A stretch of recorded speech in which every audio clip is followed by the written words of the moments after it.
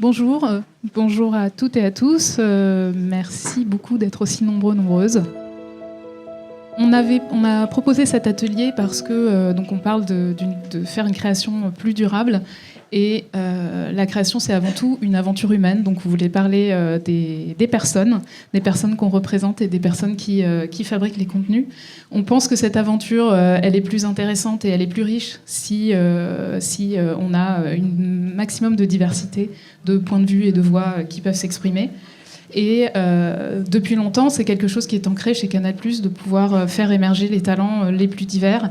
On a une approche qui est multiculturelle du fait de notre implantation géographique variée. On est le premier soutien de la création cinématographique en France, mais aussi en Pologne et aussi en Afrique. Donc on soutient les créations locales et même à l'échelle locale, on est attaché à faire émerger tous les profils de talents. Et à travailler sur l'égalité des chances. C'est un de nos piliers RSE aussi depuis de nombreuses années. Et donc on s'est structuré sur le sujet pour embarquer nos équipes, pour travailler avec nos partenaires et les experts, et les expertes, les créateurs et les créatrices sur ces sujets.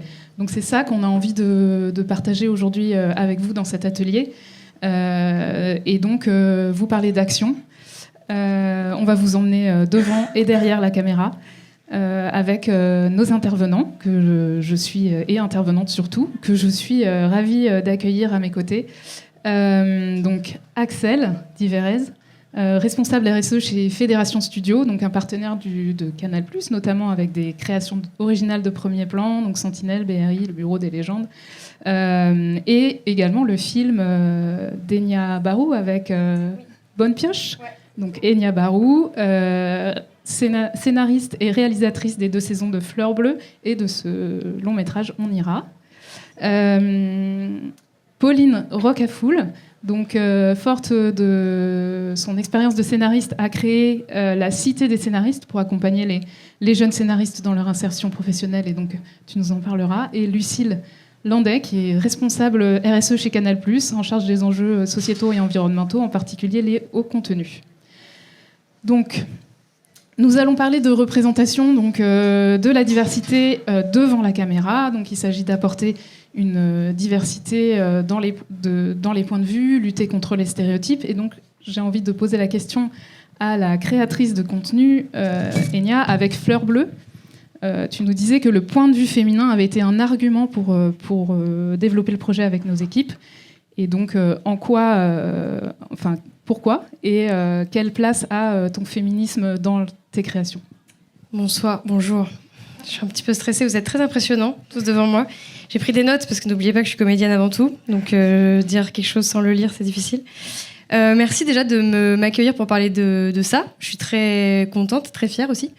Fleur Bleue, c'est un projet qui me tient beaucoup à cœur, parce que c'est un projet qui met en scène une femme de ma génération, qui parle de sujets de femmes, et que j'ai coécrit avec un homme aussi, et une femme, Queenie, Martin Darando et Queenie Tassel. Fleur Bleue, ça a été au moment de le proposer à Canal+, effectivement un argument que ce soit un programme féminin, parce qu'il n'y avait pas forcément beaucoup de programmes féminins à ce moment-là. Il y avait celui de Pauline Clément qui était arrivé avant, qui s'appelait Moitié, qui s'est arrêté, et quand Pauline s'est arrêtée, il n'y avait plus beaucoup de programmes courts incarnés, disons, par un visage féminin. Donc je suis arrivée avec cet argument en disant « Bouh, la honte, regardez comme c'est bien une femme dans un programme court qui parle de sujets de femmes ». Et donc du coup, Canal a évidemment dit c'est super, prenons-le et faisons-le. Et pour ça, je leur dis merci. Donc moi, j'ai écrit des petites choses. Donc je vais vous dire ce que j'ai écrit tout en faisant genre je lis pas. Moi, la place que j'accorde aux enjeux féministes, c'est une place très importante dans mes projets. Parce que tout ce qui est quota, mettre des femmes à l'écran, faire parler des femmes, le temps de parole des femmes, tout ça, je trouve ça très intéressant et important.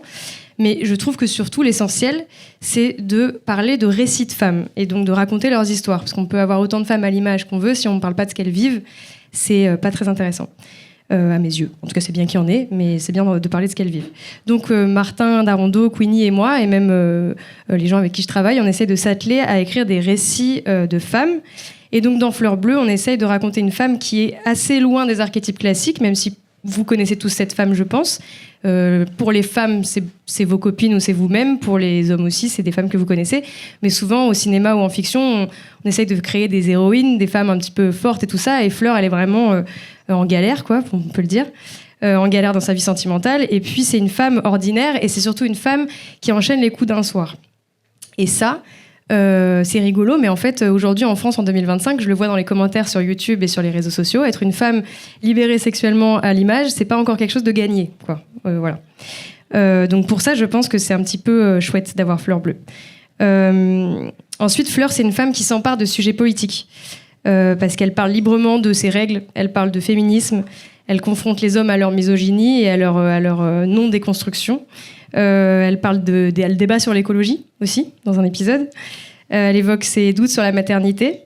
Et tout ça, c'est des sujets qui concernent les femmes au quotidien. Et c'est des sujets que moi, j'ai pas eu beaucoup la chance de voir évoqués ou représentés à l'image quand j'étais ado et enfant. Parce que je viens d'une époque pas si lointaine où le sang dans les tampons était bleu. Donc voilà, je vous rappelle que ça, c'était il y a pas très très longtemps. Je fais une petite blague sur les règles parce que ce soit dans Fleur Bleue où on ira, j'ai choisi de filmer des personnages féminins qui ont leurs règles. Alors, je dis pas qu'il faut mettre des femmes qui ont leurs règles dans tous les films et dans toutes les fictions, c'est pas l'idée, mais c'est assez symbolique pour moi. Parce que c'est pas juste une image avec du sang, c'est aussi une manière de dire aux gens que si on n'est pas capable de parler librement d'un phénomène qui touche la moitié de la population, aussi banal et universel que les règles, comment une jeune fille pourrait-elle se sentir légitime d'aborder des sujets plus intimes et plus profonds en général ? Donc je dis que derrière ce petit tabou des règles, il y a 1000 autres petits tabous qui s'installent en silence, et que montrer ça à l'image, ça paraît anodin, mais c'est aussi ouvrir la porte à des conversations qu'on ignore encore assez souvent. Voilà. Tout ça pour dire, c'est un peu écrit, hein, mais vous voyez, je lève les yeux quand même pour vous montrer que c'est pas trop écrit, que pour moi ces sujets-là sont primordiaux dans mon travail, et que j'espère à travers ces récits-là, et grâce à la confiance de Canal+, et des gens avec qui je travaille, qu'on pourra continuer à faire des récits qui font place à des voix et à des vécus qui sont ceux des femmes qu'on a souvent ignorés, ou en tout cas trouvés assez inintéressants. Voilà. Merci. Petit tunnel. Merci. Pauline, toi qui travailles, qui accompagne beaucoup de jeunes scénaristes au quotidien, est-ce que tu vois que c'est pour eux aussi des sujets importants, des regards différents sur ces thématiques Oui, la filière et le paysage audiovisuel a besoin de diversité des sujets et de diversité de points de vue. Et c'est vrai que nous, notre action, la Cité européenne des scénaristes, elle part d'un constat, c'est que pour avoir de la diversité à l'écran, il faut aussi de la diversité dans les rangs de gens qui écrivent ces fictions, donc les scénaristes en question. Et juste puisque le thème, c'est la diversité des sujets, des séries, etc. Je voulais juste raconter une petite anecdote personnelle. Donc, je suis née en 81 dans le Gard. Et c'est vrai que moi, j'ai connu le métier de scénariste. Je pense que je devais avoir 21, 22 ans. Et alors, on peut dire, c'est quand même étonnant, parce que bon, vous tous, vous savez ce qu'est le métier de scénariste. Mais en fait, le métier de scénariste, c'est un métier qui est peu connu. Alors, dans les années 80, encore moins. Mais aujourd'hui encore, quand vous allez en province ou même autour de vous, quand moi, je parle de mon métier, parce que je suis scénariste de base, tiens, même des scénaristes, mais on écrit les dialogues, qu'est-ce que c'est exactement ? C'est un métier qui est très obscur. Et quand on ne connaît pas un métier, on ne peut pas y prétendre, on n'a pas l'envie ou la vocation n'est pas suscitée. Et c'est vrai que moi, du coup, quand j'ai commencé parce que j'ai rencontré un ami qui était scénariste, et donc il m'a mis un peu le pied à l'étrier et j'ai pu commencer à écrire avec lui. Et le deuxième phénomène qui s'est passé, c'est qu'il m'a aidé véritablement dans un contexte à l'époque qui était assez informel, puisqu'il m'a accueilli dans son équipe d'écriture. Et des années plus tard, la relation s'est un peu tendue et il m'a dit, n'oublie pas qui t'a aidé à rentrer dans le métier. Et du coup, je me suis rendu compte que j'avais une dette. Et c'est fort de ce constat que c'est vrai qu'on a eu envie, à un moment donné, plus d'autres parcours nous ont donné envie de créer cette Cité européenne des scénaristes qui crée le pont, une formation passerelle et qui permet d'accompagner l'insertion de scénaristes sans qu'ils aient de dette à l'arrivée. Et moi, mon histoire est la plus simple parce que j'ai pu commencer à écrire très rapidement, mais généralement, ceux qui connaissent le métier, ceux qui font une formation pour ce métier, in fine, ils mettent 3 à 5 ans pour pouvoir vivre de leur métier. Qu'est-ce que ça produit comme effet ? C'est qu'il y a un écrémage social très fort qui se produit parce que qui peut vivre 3 à 5 ans sans avoir véritablement de rémunération ? Ce sont des gens qui soit ont une bonne famille, soit sont bien mariés, et je mets les pieds dans le plat, c'est ça la réalité, et qui peuvent tenir 3 à 5 ans pour faire ce métier. Donc ça produit un écrémage social et une concentration également des profils à Paris.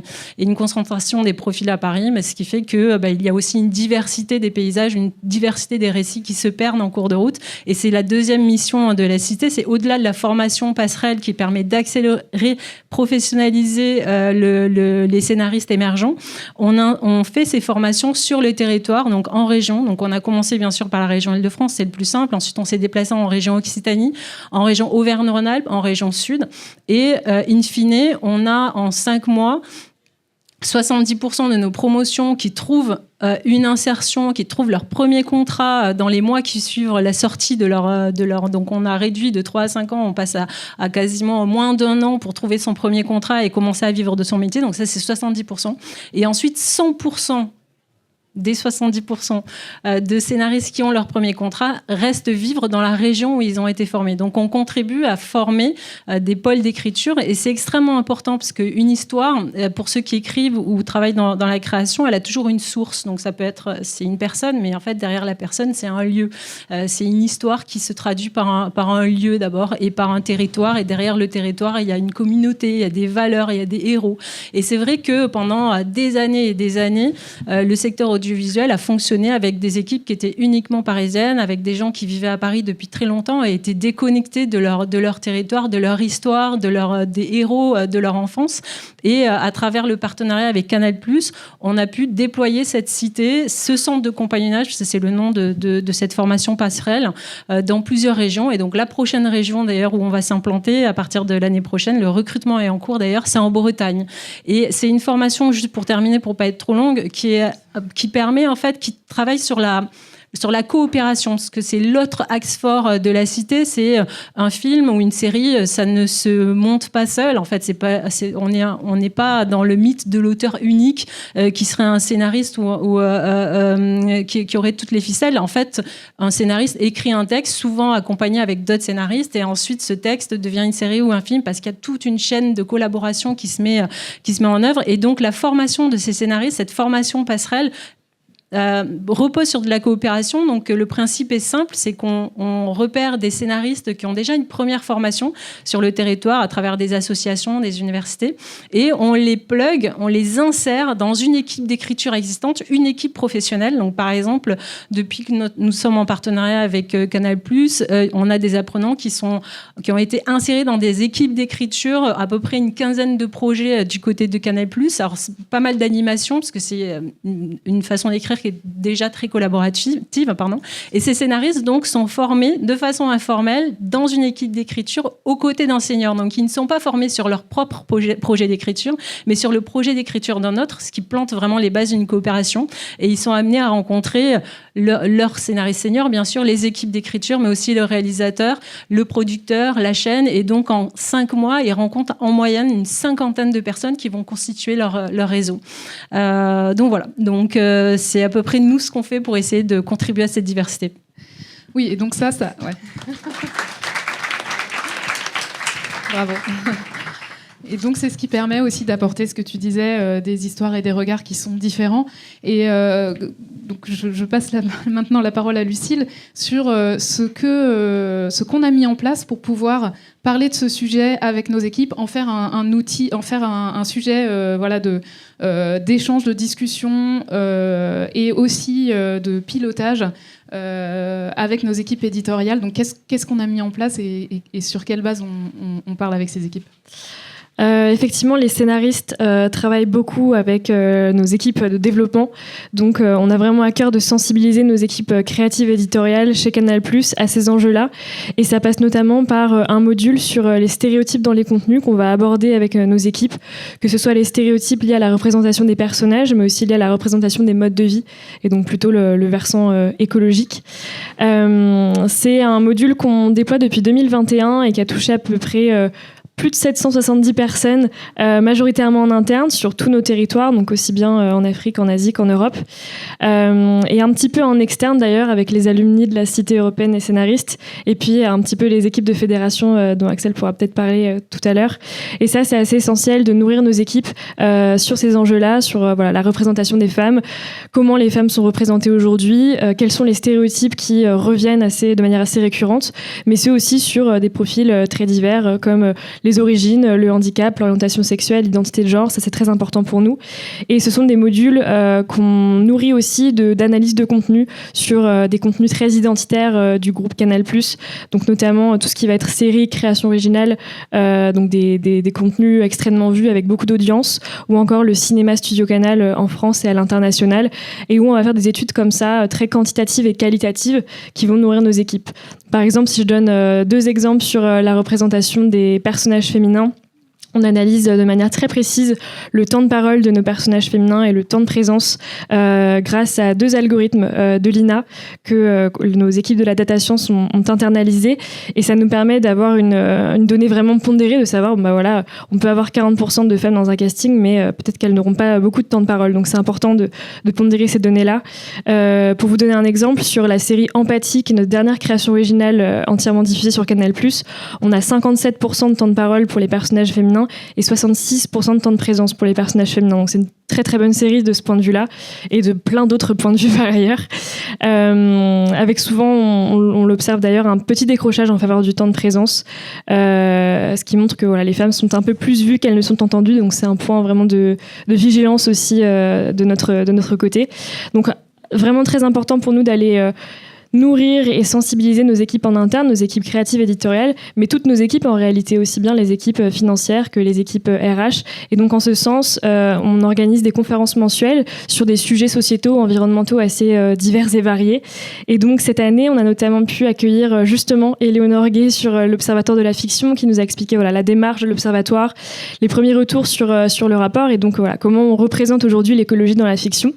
Et pour donner un autre exemple, à l'occasion d'Octobre Rose, on a aussi fait intervenir Barbara Laborde, qui est maîtresse de conférence et qui a pu nous parler de comment aujourd'hui on représente le cancer du sein dans les séries. Donc l'idée, c'est vraiment de nourrir l'intégralité de nos équipes, et je l'ai pas mentionné, mais évidemment une attention très particulière portée sur les enjeux de tolérance zéro, de harcèlement et de sexisme, évidemment. Donc ça, c'est pour la sensibilisation en interne. On sensibilise aussi en externe nos partenaires, et ça passe beaucoup aussi par nos contrats et les chartes qu'on peut annexer à nos contrats. On a notamment une charte mixité diversité qui aborde justement nos engagements en matière de représentation et de tolérance zéro, évidemment, et une charte d'écoproduction qui aborde les enjeux d'écoproduction derrière la caméra, mais aussi les représentations de l'environnement, notamment au titre des engagements qu'on a pu prendre dans le cadre du contrat Média Climat auprès de l'ARCOM, et puis où on valorise aussi le fait qu'on a contribué au guide de l'écran d'après, qui a été repris par Cut justement, et qui a fait l'objet de quelques ateliers pour nos équipes. Et donc ponctuellement des petits ateliers que nous menons pour nos partenaires. Donc je laisse la parole à Axel. Oui.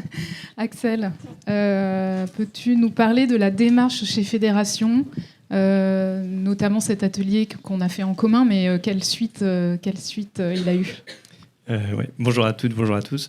Du coup, en effet, on l'a vu avec Anya, les contenus de fiction peuvent être porteurs de messages forts, de messages politiques, militants, etc. Mais il ne faut pas oublier que les fictions aussi ont un rôle crucial dans la construction de notre imaginaire collectif et dans notre perception de la société. Et du coup, nous, en tant que producteurs, mais aussi en tant que diffuseurs ou scénaristes, on a une responsabilité à proposer des récits qui représentent justement la diversité. Et chez Fédération, du coup, on a voulu se poser la question de comment on représente justement les femmes au sein de nos récits. Et en effet, donc, Lucille est venue gentiment animer chez nous l'atelier sur les stéréotypes de genre auprès des équipes de production, donc producteurs, productrices et nos équipes de développement. Et ça a été le point de départ de notre réflexion sur le sujet. Et suite à ça, on a créé un groupe de travail interne pour se poser la question tous ensemble. Comment est-ce qu'on mesure cette représentation des femmes au sein de nos fictions? Et comment on le fait sans aseptiser le processus créatif ou sans orienter les auteurs et les autrices vers des récits militants ou féministes? Parce que c'est pas ça le but, c'est juste de représenter justement les femmes au sein de nos contenus. Du coup, ce qu'on s'est dit, c'est qu'il y avait un enjeu à créer un outil, un espèce de réflexion qui interviendrait dans la phase de développement de nos projets et qui permettrait de s'interroger sur nos contenus et de voir si potentiellement des biais structurels ou culturels auraient pu interférer dans le processus de création et laisser certaines traces ou des angles morts dans le récit. Donc, il y a déjà un test qui s'appelle le test de Bechdel aujourd'hui, mais en levant la main, qui connaît ce test ? Ok. Et qui pense qu'il est suffisant pour mesurer la juste représentation des femmes dans les fictions ? Bon voilà, on s'est dit la même chose, et du coup on s'est dit qu'on allait créer un outil un peu plus complet pour adresser le sujet dans sa globalité. Et du coup on a pensé à un outil qui va venir interroger notre projet sur 3 axes. Le premier axe, c'est la représentation purement numérique. Donc, quelle place ont les femmes par rapport aux hommes au sein des rôles principaux et secondaires, et où se positionne le leadership aussi entre les rôles féminins et les rôles masculins. Et ça pourrait être intéressant de venir le compléter avec ce que vous faites chez Canal, qui est l'analyse du temps de parole, et qui est aussi une mesure purement numérique qu'on pourrait intégrer à cet outil-là. Le deuxième axe de réflexion, c'est comment sont développés le personnage principal féminin et le personnage principal masculin, et venir un peu les comparer et voir est-ce que ces personnages-là véhiculent des stéréotypes de genre associés à leur genre ou au genre opposé. Est-ce que, quelle est la répartition des tâches domestiques si elles sont représentées à l'écran ? Est-ce que ces 2 personnages-là ont une trajectoire complexe, une trajectoire individuelle d'un autre individu, etc. Donc on va venir mesurer tout ça, et ça va être un autre indicateur de l'équilibre entre les rôles féminins et masculins au sein de l'œuvre. Et le troisième axe de lecture, c'est plus au niveau de l'arène. Donc on prend un peu plus de recul et on se pose des questions comme est-ce que les femmes ont des postes à responsabilité au sein du récit ? Est-ce que les corps féminins sont plus sexualisés que les corps masculins ? Ou encore, est-ce qu'on a des femmes, des rôles féminins entre 50 et 64 ans ? Parce qu'on sait qu'aujourd'hui, il y a une grosse sous-représentation de cette tranche de la population au sein des récits de fiction française, et même pas que française. Tous ces éléments-là, ils nous permettent, une fois récoltés, de positionner notre œuvre sur une espèce de baromètre de la représentation des femmes. L'idée, c'est pas de donner une note, mais c'est d'apporter un éclairage en plus, et qu'il faut bien évidemment regarder en remettant l'œuvre dans son contexte, parce que forcément, une œuvre qui va mettre en scène 5 personnages principaux masculins, ça va être plus délicat d'avoir une note, un résultat élevé, mais pour autant, ça ne veut pas dire que ce sera un mauvais élève. Tout dépend du message qui est passé dans l'œuvre. Et on a le cas justement avec une série Canal qui s'appelle Enterrement de vie de garçon et qui a été produite au sein du groupe. On a 5 jeunes hommes, 4, 5, j'ai un doute. Bon, en tout cas, au moins 4 voire 5 jeunes hommes qui sont des personnages principaux, mais qui abordent et qui détricotent un peu la masculinité telle qu'elle est perçue aujourd'hui dans la société. Et du coup, au final, certes, numériquement, on a beaucoup d'hommes, mais le ton qui est pris et les sujets abordés font que c'est pas forcément quelque chose qui est mauvais pour Ça permet de lutter contre les stéréotypes. Ça permet de lutter contre les stéréotypes. Et du coup, aujourd'hui, l'idée, c'est cet outil-là, c'est de le déployer sur l'ensemble des projets qu'on a en développement au sein du groupe, et aussi de regarder ce qu'on a fait aussi dans le passé. Enya, j'ai l'honneur de t'annoncer en direct que parmi les 30 productions du groupe qui ont été scrutées, On Ira fait partie des 3 plus exemplaires. Donc, félicitations.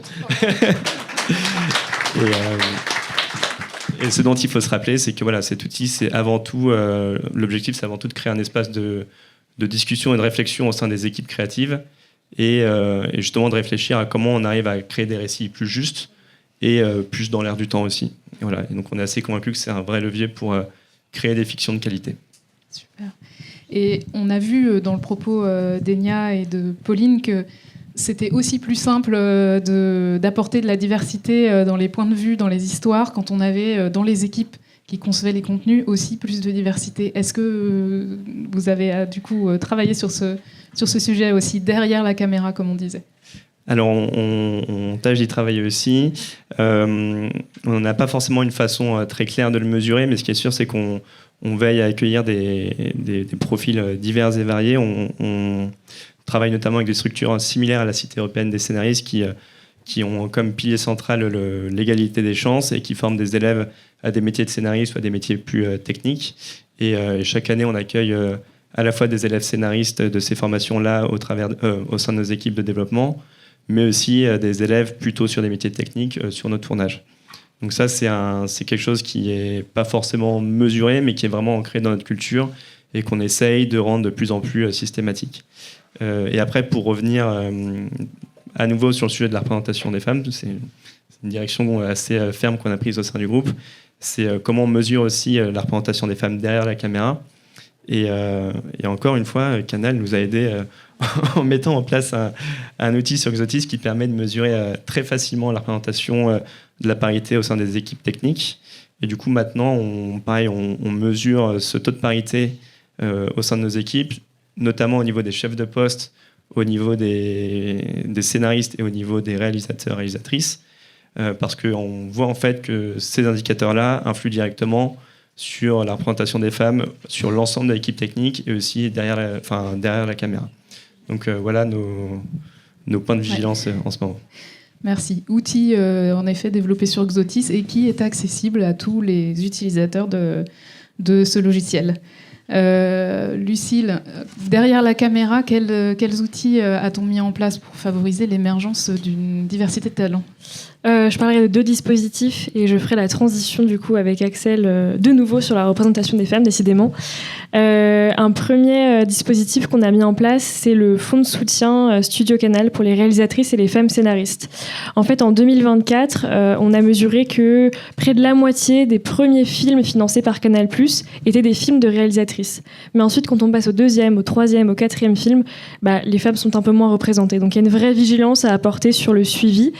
On a beaucoup d'exemples de réalisatrices et de talents féminins qu'on a accompagnés depuis le premier court-métrage jusqu'au long-métrage parfois récompensé. Je pense à Justine Trier, Julia Ducournau. Mais c'est un vrai constat. Et il a notamment motivé la création de ce fonds, qui est donc un fonds de 1 million d'euros dédié à accompagner des talents féminins. Aujourd'hui, on a 7 projets qui sont accompagnés. Voilà, pour davantage de représentation de ces talents-là. Notamment dans des genres où les femmes sont moins représentées, des genres qui sont souvent plus coûteux, et notamment par exemple les films d'action, puisque de mémoire le dernier rapport du CNC en 2024 disait que le devis moyen d'un film d'initiative française réalisé exclusivement par une femme était 39% moindre que le devis moyen d'un film français d'initiative le devis moyen d'un film d'initiative française exclusivement réalisé par un homme. Donc il y a un vrai différentiel qui est à prendre en compte. Évidemment, nos équipes n'ont pas attendu la création de ce fonds pour accompagner les talents féminins, je vous rassure. Je fais la promotion du long-métrage Ma Frère qui sortira en janvier prochain en salle et qui est proposé par Lisa Coca et Romane Guéret. Donc premier dispositif dont on peut parler et qui d'ailleurs, on se rend compte que quand on a des talents féminins derrière la caméra, souvent on a plus de talents féminins devant la caméra et des récits aussi de femmes comme disait Enya. Un deuxième dispositif dont on peut parler, c'est les partenariats qu'on a montés avec des écoles, notamment la Cinéfabrique et la Cité européenne des scénaristes. En 2023, des partenariats justement pour accompagner les étudiants, les étudiantes vers ces métiers-là, des métiers souvent, mais ce que je te paraphrase, que les jeunes n'ont pas forcément, que certains jeunes n'ont pas forcément en tête. Donc si je commence par la Cinéfabrique qui est présente à Lyon et à Marseille, on a proposé un accompagnement financier, mais au-delà d'un accompagnement financier, ce qui est important, c'est l'humain derrière. Et donc, cette année, on propose 3 sessions, 3 journées immersives pour ces étudiants et ces étudiantes. Une première journée sur nos engagements, justement ce dont on parle aujourd'hui, devant, derrière la caméra. Une deuxième journée sur le développement, le pitch, la partie édito. Et une troisième journée sur la production et le financement avec des professionnels du secteur. Et pour la Cinéfabrique et pour la Cité européenne des scénaristes, d'ailleurs, on propose tous les ans une session de pitch qui permet à une sélection d'alumni de venir présenter leurs projets devant des professionnels de chez nous et justement de favoriser des échanges qui leur permettent de présenter leurs projets et d'avoir des conseils en ce sens. Mais tu vas bien mieux parler que moi de la Cité européenne des scénaristes, donc je vais te passer la parole. Ce que je pourrais rajouter, c'est la question de la formation. Parce qu'en fait, lorsqu'on parle là aujourd'hui des biais cognitifs ou de la façon dont on peut changer le récit, derrière, il y a des enjeux de formation très forts qui sont comment on forme les scénaristes à écrire ou à prendre conscience de ces enjeux. Donc c'est vrai qu'il y a un outil qui a été cité, qui est le guide de l'écran d'après, que nous, on utilise pas mal parce qu'il n'est pas coercitif. Ce sont des questions qu'on peut se poser en écrivant sur quelle est la place du handicap dans ma série, quelle place je donne aux vivants dans ma série. Est-ce que c'est juste un élément de décor ou est-ce parce que au contraire, c'est quelque chose que j'intègre dans mon projet. Donc ça, c'est un bon outil. Mais derrière, c'est des questions de formation. Comment on forme? Et souvent, la question de la formation en France ça a pu être associé à quelque chose qui pouvait dévaloriser la nature créative ou artistique d'une œuvre, parce que en France, on estime qu'on a soit le génie créatif dès sa plus tendre enfance en soi, soit on n'est pas fait pour écrire.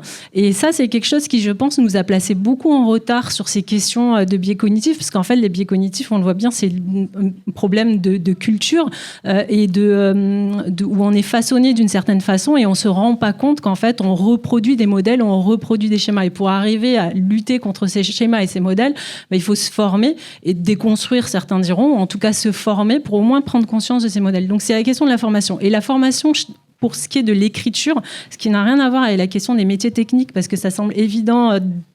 Pourquoi, je ne sais pas, mais ça semble évident qu'il faut se former pour tenir une caméra ou pour être chef d'écho. Mais pour les scénaristes, c'est une pensée qui est quand même la nécessité de se former, qui est assez récente et qui parfois nous place dans des choses un petit peu absurdes. Par exemple, nous, la Cité européenne des scénaristes, on a des partenaires financiers qui sont Canal+, d'autres diffuseurs et d'autres producteurs comme notamment Media One. Et on a aussi des financiers qui sont des collectivités, parce que quand on s'installe dans une région, on se tourne vers les régions pour avoir de l'argent. Et je vous donne juste cas de figure, parce que ça montre bien dans quel point aveugle on se trouve. Mais lorsqu'on se présente auprès des directions culturelles d'une région, ils vont nous dire nous, on ne fait pas de la formation de scénariste, on a un fonds de soutien, donc on donne de l'argent pour financer l'écriture d'un scénario. Peu importe que la personne ait le diplôme ou pas pour écrire un scénario. Il suffit que l'idée soit bonne. Donc, c'est un système de soutien à l'œuvre et non pas au savoir-faire d'une personne. Donc, du coup, on se dit, on va aller voir la direction de la formation de la région. Et lorsqu'on se tourne vers la direction de la formation de la région, elle nous dit, mais nous, on ne forme pas de scénaristes, on n'a pas besoin de scénaristes sur notre territoire, on a besoin de gens du BTP, d'artisans, mais alors des scénaristes, pas du tout. Et alors, ce qui est marrant, c'est qu'il y a une direction qui réunit un petit peu les deux, c'est la direction d'attractivité ou du tourisme de la région qui disait mais nous on a envie d'avoir des tournages sur notre territoire, et effectivement si on a des scénaristes formés et qui vivent sur notre territoire, on multiplie les chances d'avoir un tournage sur notre territoire, d'avoir notre territoire à l'écran et donc d'attirer des touristes. Donc là, magique. Et souvent, on a réussi à créer et à trouver un chemin. Et généralement, c'est la direction de la formation qui finalement nous finance. Mais ce n'est absolument pas évident. Et donc, c'est pour moi, en tout cas, un frein à la formation des scénaristes et à leur capacité aussi à avoir la possibilité de voir les choses différemment. Parce que sinon, un scénariste émergent qui va prétendre à un fonds de soutien, il va avoir de l'argent, certes, mais dans cette somme d'argent, il n'y a pas de transfert de compétences, il n'y a pas d'apprentissage sur ces enjeux et ces questions de biais cognitifs. Et en fait, c'est un modèle de soutien à l'œuvre et non pas au savoir-faire des gens qui ne fait que reproduire des schémas. Voilà pour ma petite... Merci. Enya, pour finir, ton film a eu le bonus parité du CNC. Comment tu t'engages aussi derrière la caméra et quel impact tu sens en fait pour moi, c'est ce que tu disais, raconter des récits de femmes, ça va pas sans être entouré de femmes sur un plateau, j'ai l'impression. Alors pas que de femmes, bien sûr, mais moi j'ai fait une école de cinéma il y a en 2012, donc il y a longtemps. Il y avait beaucoup de mecs autour de moi. Ensuite, je suis devenue assistante mise en scène sur des plateaux pendant 7 ans et j'ai jamais fait un film. Je pense que j'ai fait 8 films en assistante, j'ai jamais fait un film d'une réalisatrice. J'ai toujours eu des chefs masculins et il y avait une majorité d'hommes sur les plateaux. Il y avait toujours des femmes bien sûr, mais il y avait beaucoup de mecs. On m'a matrixée en me disant que c'était quand même un peu un milieu de mecs. J'ai été sur des plateaux où on me disait qu'il valait mieux pas être en short l'été, où ma chef femme me disait vaut mieux pas être en short sur le plateau parce que comme ça c'est plus simple, parce que voilà t'es sur un plateau, c'est mieux, voilà, donc tu préfères crever de chaud que de poser problème parce que ça peut être un peu chiant d'être en short. Je vous laisse imaginer pourquoi. Donc moi, quand j'ai eu envie d'être réalisatrice, pour moi c'était une évidence que j'avais envie de repenser cette petite société qu'est le tournage, parce qu'un plateau de tournage c'est une société en soi, et donc ça passe par avoir des femmes à des postes importants, avoir des sensibilités différentes aussi, parce que c'est des postes artistiques, donc on a besoin d'autres regards, à des postes comme des chefs d'éco et même des postes techniques d'ailleurs, et je trouve que de voir des femmes à des postes techniques justement comme des chefs machinistes à la caméra, tout ça, on en voit de plus en plus au son. C'est génial parce que ça montre une possibilité, quoi. Ça montre l'exemple, en fait. On sait qu'on peut le faire et qu'on peut se former à faire ça. Donc, je trouve ça chouette. Donc, c'était moi, c'est de mon expérience personnelle. J'avais vraiment envie d'avoir des femmes autour de moi. J'ai été aussi beaucoup aidée par ma productrice. On ira et Fleur Bleue, c'est coproduit par Carnaval et Canal+. Carnaval, c'est représenté par Martin Darondo et Nathalie Algazi. Nathalie, c'est une productrice qui m'a toujours poussée à aller au bout de mes projets, à ne pas édulcorer mes propos, à assumer mes récits féministes. Elle en avait elle aussi besoin et envie. Et ça, on le sait, il n'y a pas beaucoup de productrices en France, femmes. Enfin, il y en a beaucoup moins que de producteurs. Et c'est important d'avoir des gens qui vous poussent à assumer ces récits-là, à les défendre devant les financiers. Et donc c'est pour ça, moi, que j'ai monté ma boîte de production en me disant, et c'est grâce à elle, grâce à Nathalie, parce que je me suis dit maintenant, j'ai envie, plus il y aura de productrices, plus ces productrices iront chercher des récits de femmes qui peuvent être également portés par des hommes. Hein. L'idée, c'est pas de faire une matriarchie, mais voilà, donc ça va pas très au bout, cette phrase. Il y a pas de bout, mais vous avez compris l'idée, quoi. De l'importance des modèles, et c'est pour ça qu'on avait voulu aussi faire cette table ronde et partager ce qu'on fait, parce que c'est une base, hein, on peut aller plus loin et on va aller plus loin, mais c'est important de montrer sur quoi on agit, de montrer qu'on le fait ensemble aussi, chacune à notre niveau, qui représentons un maillon différent de la chaîne de production. Donc j'espère que ça vous a plu et que ça vous inspire. On est à votre disposition ensuite pour échanger, je pense. Merci beaucoup.